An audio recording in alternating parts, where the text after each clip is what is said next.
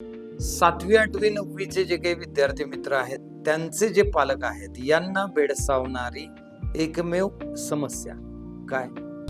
Sir, आमचा पाल्य verbally based आहे, तोंडी अशी उत्तर देतो, खट खट खट खट वर्बली तो, पण त्याला लिहायला लागलं की तो कंटाळा करतो. एक्झाम मध्ये त्याचे मार्क्स येत नाहीत. तोंडी सगळं व्यवस्थित आहे, लेखीमध्ये प्रॉब्लेम आहे.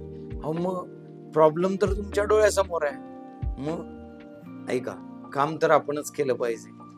त्याला रोज रोज कंपल्सरी सुरुवातीला एक 20 मिनिटं लिहायची सवय लावा आणि ती वाढवत वाढवत नेऊन 40 मिनिटावर न्या. आणि हे रिटर्न वर्क जे आहे ते फार महत्वाचं आहे. त्यामुळे तुम्ही एखादा प्रॉब्लेम, एखादी गोष्ट त्याला विचारताना रिटर्न फॉर्मॅट मध्ये विचारा आणि रिटर्न फॉर्मॅट मध्येच त्याचा आन्सर घ्या.